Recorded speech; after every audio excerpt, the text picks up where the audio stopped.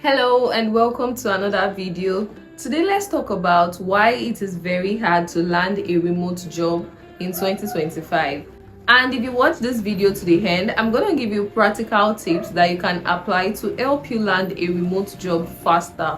And if you're just joining my channel for the first time, my name is Oluwatose. I live in Nigeria and I work fully remote.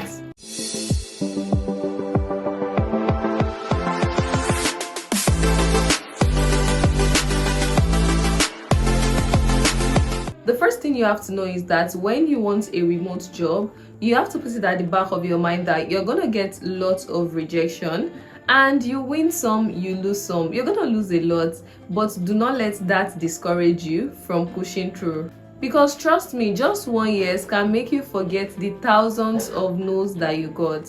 So you have to keep pushing. Landing a remote job is in like 3 phases. First, you apply to the job. Second, you get an interview. And third, you have to pass the interviews. So if you've been applying to jobs and you are not getting interviews, like they are not reaching out to you, just keep getting the unfortunately message, that means the problem might be with your CV. But if you've been applying to job and you've been getting interviews but they don't call you back after the interviews, then the problem might be with how you sell yourself during interviews. And in this video, we're going to talk about both. So let's start with not getting an interview. So if you've been applying to jobs but you haven't even interviewed with any company at all, then you have to check your CV. There are a few things you have to check in your CV.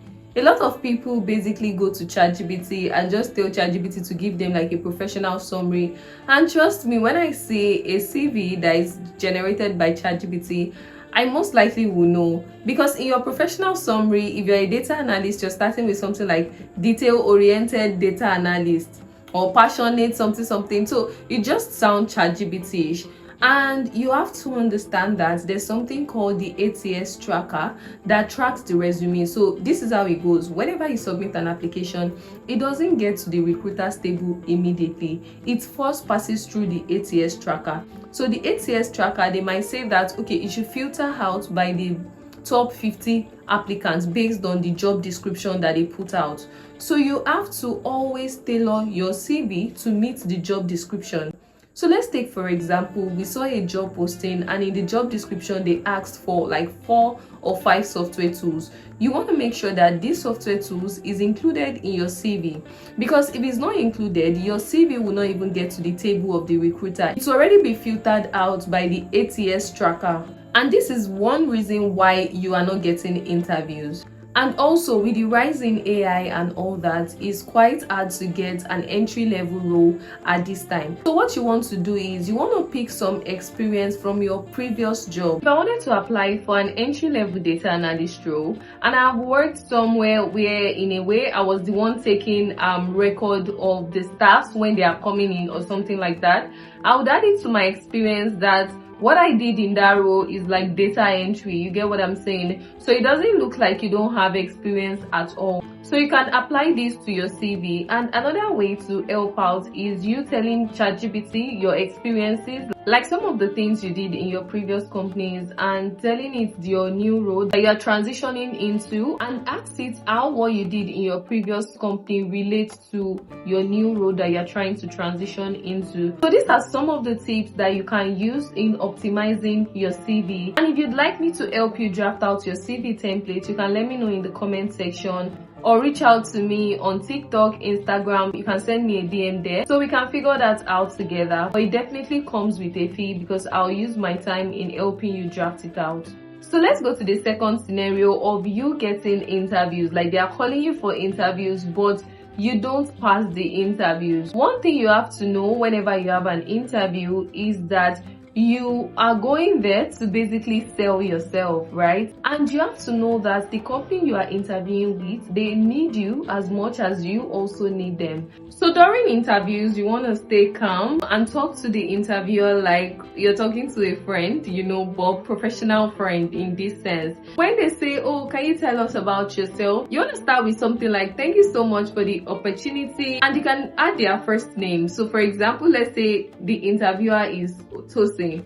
I want to say thank you so much for the opportunity to say, and I want to compliment them. So from the way they appear, let's say the interviewer was smiling all through while they were like telling me about the company and things like that. I want to compliment their smile. I would say something like, by the way, I love your smile, or by the way, you have a beautiful smile. You know, that kind of like reduces the pressure that you have on you. Complimenting people means they are going to smile back at you, and that way the pressure has reduced and the environment is more conducive for you now to proceed with whatever you have to say. Another way I would compliment an interviewer would be, oh, thank you so much for the opportunity. I heard it's like very cold in your region right now. My uncle there told me that it's like really cold.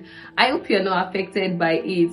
And they want to respond to me like, oh yeah, it's not very much, you know, things like that. And that way become sort of like unforgettable, something like that. So if I interview 10 people and there's somebody that kind of like gave me that kind of, you know, rapport, I would remember that person more, even if I might not really remember the conversation I had with other people. You get what I'm saying? So you want to make sure that it is very short. I'm not saying you ask too much questions. Do not ask or compliment more than one time. So if they now proceed to tell you, oh, how about yours? So then you can give your response and move straight to tell me about yourself that they asked you to talk about. There are lots of things that you need to apply in your tell me about yourself. You want to start by telling us your background. Tell us about your achievements and where do you see yourself, like what does your future look like, and things like that are what you want to put in your about me section. You also want to make use of the STAR framework, which is situation, task, action, and result. That is the framework you want to use in answering all of their questions, and you also want to integrate it in your about me section. Your about me section is something you should have practiced ahead of the interview. You don't just talk randomly during your about me section.